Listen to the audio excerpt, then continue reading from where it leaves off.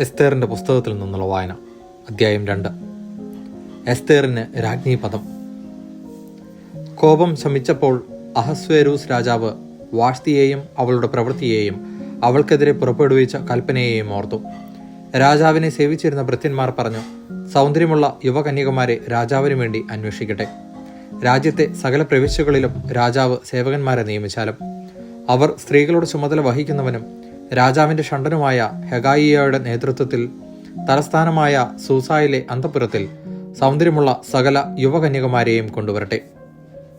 അവർക്ക് വേണ്ട ലേപന വസ്തുക്കളും കൊടുക്കട്ടെ. രാജാവിന് ഇഷ്ടപ്പെടുന്ന കന്യക വാഷ്തിക്ക് പകരം രാജ്ഞിയാകട്ടെ. ഇത് രാജാവിന് ഇഷ്ടപ്പെട്ടു. അവൻ അങ്ങനെ ചെയ്തു. തലസ്ഥാനമായ സൂസായിൽ മൊർദെഖായ് എന്നൊരു യഹൂദനുണ്ടായിരുന്നു. അവൻ ബെഞ്ചമിൻ ഗോത്രജ്ഞനായ കിഷിന്റെ മകൻ ഷിമെയിയുടെ മകനായ ജായിറിന്റെ മകനായിരുന്നു. ബാബിലോൺ രാജാവായ നബുക്കദ്നേസർ യൂദാ രാജാവായ യക്കോണിയായോടൊപ്പം ജെറുസലേമിൽ നിന്ന് തടവുകാരായി കൊണ്ടുപോയവരുടെ കൂട്ടത്തിൽ അവനുമുണ്ടായിരുന്നു. അവൻ തന്റെ പിതൃസഹോദരന്റെ മകളായ ഹദാസായെ എസ്തേറിനെ വളർത്തിയിരുന്നു. അവൾക്ക് അപ്പനും അമ്മയുമില്ലായിരുന്നു. ആ യുവതി രൂപവതിയും സുമുഖിയുമായിരുന്നു. മാതാപിതാക്കൾ മരിച്ച അവളെ മൊർദെഖായ് സ്വന്തം മകളായി സ്വീകരിച്ചു. രാജാവ് വിളംബരം ചെയ്ത കൽപ്പനയനുസരിച്ച് തലസ്ഥാനമായ സൂസായിൽ കൊണ്ടുവന്ന് സ്ത്രീകളുടെ ചുമതല വഹിക്കുന്ന ഹെഗായിയെ ഏൽപ്പിച്ച അനേകം കന്യകമാരുടെ കൂട്ടത്തിൽ എസ്തേറുമുണ്ടായിരുന്നു. അവളെ അവൻ ഇഷ്ടപ്പെടുകയും അവൾ അവന്റെ പ്രീതി നേടുകയും ചെയ്തു. അവൻ അവൾക്കാവശ്യമായ സുഗന്ധ തൈലങ്ങളും ഭക്ഷണവും രാജകൊട്ടാരത്തിൽ നിന്ന് തെരഞ്ഞെടുത്ത 7 തോഴിമാരെയും കൊടുത്തു. അവൾക്കും തോഴിമാർക്കും അന്തഃപുരത്തിലെ ഏറ്റവും നല്ല സ്ഥലം നൽകി. തന്റെ വംശമോ കുലമോ എസ്തേർ ആർക്കും വെളിപ്പെടുത്തിയില്ല. അതാരോടും പറയരുതെന്ന് മൊർദെഖായ് അവളോട് കൽപ്പിച്ചിരുന്നു. എസ്തേറിന് സുഖമാണോ എന്നറിയാൻ മൊർദെഖായ് ദിവസവും അന്തഃപുരത്തിന്റെ മുൻവശത്തുകൂടെ നടക്കുമായിരുന്നു. യുവതികളുടെ സൗന്ദര്യവർദ്ധനത്തിന് 6 മാസം മീറാ തൈലവും 6 മാസം സുഗന്ധദ്രവ്യങ്ങളും ലേപനങ്ങളും കൊണ്ടുള്ള പരിചരണ പരിപാടി നിശ്ചയിച്ചിരുന്നു. ഈ 12 മാസം കഴിഞ്ഞ് ഓരോ യുവതിയും തവണയനുസരിച്ച് അഹസ്വേരൂസ് രാജാവിന്റെ അടുത്തേക്ക് ചെന്നു. ഓരോ യുവതിയും രാജസന്നിധിയിലേക്ക് പോകുമ്പോൾ താൻ ആഗ്രഹിക്കുന്നതെന്തും അന്തഃപുരത്തിൽ നിന്ന് രാജകൊട്ടാരത്തിലേക്ക് കൊണ്ടുപോകുവാൻ അനുവദിച്ചിരുന്നു.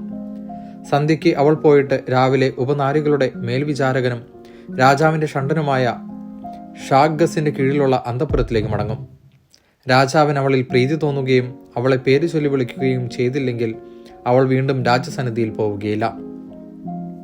മൊർദെഖായുടെ പിതൃവ്യനായ അബിഹായിലിന്റെ മകളും അവൻ മകളായി ദത്തെടുത്തവളുമായ എസ്തേർ രാജസന്നിധിയിൽ ചെല്ലാനുള്ള തവണ വന്നപ്പോൾ രാജസ്ത്രീകളുടെ ചുമതലക്കാരനും രാജാവിന്റെ ഷണ്ഡനുമായ ഹെഗായി നിർദ്ദേശിച്ചവയല്ലാതെ മറ്റൊന്നും ആവശ്യപ്പെട്ടില്ല. കാണുന്നവരുടെ എല്ലാം പ്രീതി എസ്തേർ നേടിയിരുന്നു. രാജാവിന്റെ 7-ാം ഭരണവർഷം 10-ാം മാസം, അതായത് തേബെത് മാസം, കൊട്ടാരത്തിൽ അഹസ്വേരൂസ് രാജാവിന്റെ അടുത്തേക്ക് എസ്തേറിനെ കൊണ്ടുപോയി. രാജാവ് മറ്റെല്ലാ സ്ത്രീകളെയും കാൾ കൂടുതൽ എസ്തേറിനെ സ്നേഹിച്ചു. അവന്റെ മുമ്പിൽ സകല കന്യകമാരെയും കാളധികം അവൾ പ്രീതിയും ആനുകൂല്യവും നേടി. തന്മൂലം അവൻ രാജകീയ കിരീടം അവളുടെ തലയിൽ വെച്ച് അവളെ വാഷ്തിക്ക് പകരം രാജ്ഞിയാക്കി. അനന്തരം രാജാവ് എസ്തേറിന്റെ പേരിൽ തന്റെ എല്ലാ പ്രഭുക്കന്മാർക്കും സേവകന്മാർക്കും ഒരു വലിയ വിരുന്ന് നൽകി. അവൻ പ്രവിശ്യകളുടെ നികുതികളിൽ ഇളവ് വരുത്തി. തന്റെ രാജകീയ ഔദാര്യത്തിനൊത്ത വിധം സമ്മാനങ്ങൾ കൊടുക്കുകയും ചെയ്തു. 2-ാം പ്രാവശ്യം കന്യകമാരെ വിളിച്ചുകൂട്ടിയപ്പോൾ മൊർദെഖായ് കൊട്ടാരവാതിൽക്കൽ ഇരിക്കുകയായിരുന്നു. എസ്തേറാകട്ടെ മൊർദെഖായ് കൽപ്പിച്ചതനുസരിച്ച് തന്റെ വംശമോ കുലമോ വെളിപ്പെടുത്തിയിരുന്നില്ല. മൊർദെഖായ് തന്നെ വളർത്തിയിരുന്ന കാലത്തെ പോലെ തന്നെ ഇപ്പോഴും എസ്തേർ അവന് അനുസരിച്ചിരുന്നു. ആ നാളുകളിൽ മൊർദെഖായ് കൊട്ടാരവാതിൽക്കൽ ഇരിക്കുമ്പോൾ വാതിൽ കാവൽക്കാരും രാജാവിന്റെ ഷണ്ഡന്മാരുമായ ബിഗ്താനും തേരഷും കോപം പൂണ്ട് അഹസ്വേരൂസ് രാജാവിനെ വധിക്കാൻ ആലോചിച്ചു. ഇക്കാര്യം മൊർദെഖായ് അറിയുകയും അവൻ അത് എസ്തേർ രാജ്ഞിയോട് പറയുകയും ചെയ്തു. എസ്തേർ അത് മൊർദെഖായിക്ക് വേണ്ടി രാജാവിനെ അറിയിച്ചു. അന്വേഷിച്ചപ്പോൾ അത് ശരിയാണെന്ന് കണ്ടു. ആ 2 പേരും കഴിവിലേറ്റപ്പെട്ടു. രാജസാന്നിധ്യത്തിൽ ഇത് ദിനവൃത്താന്ത പുസ്തകത്തിൽ രേഖപ്പെടുത്തി. ദൈവവചനമാണ് നാം കേട്ടത്.